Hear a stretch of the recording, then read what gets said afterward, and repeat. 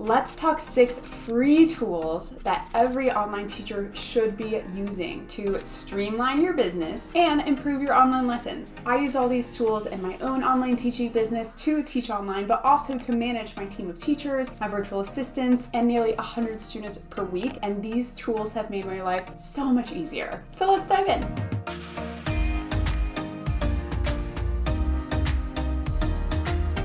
Hi there, my name's Katie Geddes. Make sure to grab my 30-day guide to teach online linked below. So the first free tool that you should be using to teach online is Clickup. And to be honest, it doesn't have to be Clickup. It can be some other project management software like Trello, Asana, Notion. Pick one and stick with it. But Clickup is my favorite. It helps you stay organized, to manage tasks, to keep track of all your teaching materials, your teaching links. And what I really like about Clickup specifically is that you can assign tasks to someone. So you can assign tasks to yourself, for example, and then you set a due date so that every day when you go in and you log into ClickUp, it just gives you a list of all the tasks that you have to complete that day. Also, when you eventually have a team one day, you can assign tasks to your future virtual assistants or teachers or whatever you might need, and you can work together on this tool. I'll make sure to link ClickUp below. Definitely check it out. The second free tool that you should be using to teach online is Loom. What's that? Zoom? Nah, I do use Zoom for video calling software for my online lessons, but I'm actually talking about Loom. Loom is a screen recording tool, and I use this to create all of my pre-recorded videos that I use for things like flex classes or just feedback for my students. It's also really fun because when someone views your Loom video, they can also respond with emojis or comments to you, and it uploads right away so you don't have to download that video and then host it somewhere else like YouTube or Vimeo or whatever. And it's free for up to 5-minute videos, and I believe to 25 videos at a time. Try it out and you will not regret it.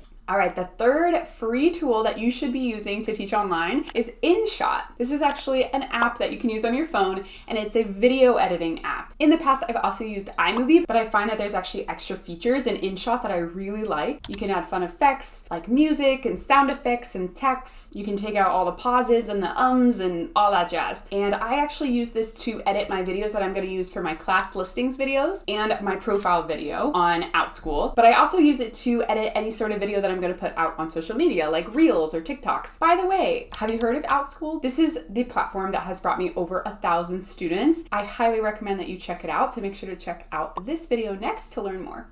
The fourth free tool that you should be using in your online teaching business is Google Tools. This one might seem a little bit obvious, but let me talk specifically about 3 different Google tools and what I use them for. Google Forms, for example, you can use to collect information from your students. So if you are onboarding a new student to teach online independently, then you might want to have some sort of intake form where you get their name or their birthday or their experience in music or whatever you're tutoring them in, and you can collect all of that info in a Google form. Second, let's talk about Google Docs. So I actually use Google Docs to give feedback to all of my students that I teach off-platform independently. I actually do this for all of my coaching clients as well. So I set up a Google Doc for them, and I might have some important reminders at the top or important resources, things that are linked at the top of that Google Doc. But then I just have a running list of feedback or practice plans or things that they need to work on throughout the week. I link things that they might need, like a website, or if they need some sort of curriculum materials, I would upload that to Google Drive and then link it in our Google Doc. It's a great way to communicate and to track your students' progress as you're working with them. And then finally, Google Calendar, of course, is so helpful for managing all your different appointments.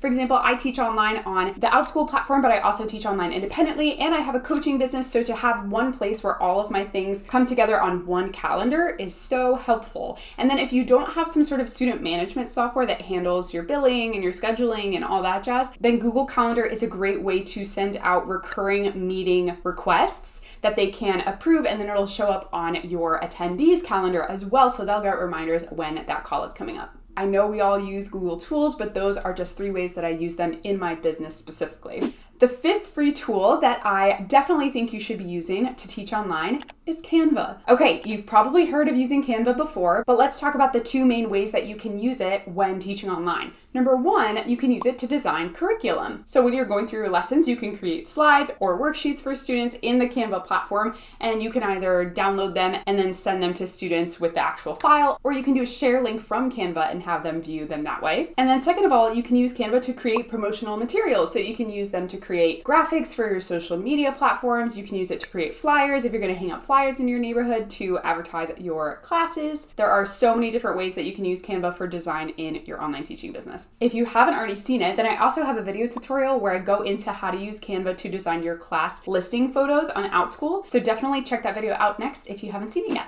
And there you have it. Those are 5 free tools that you should definitely be using in your online teaching business. If this video was helpful for you, then please make sure to give it a thumbs up and hit the subscription button below. Thanks so much for watching, and I'll see you in the next video. Bye.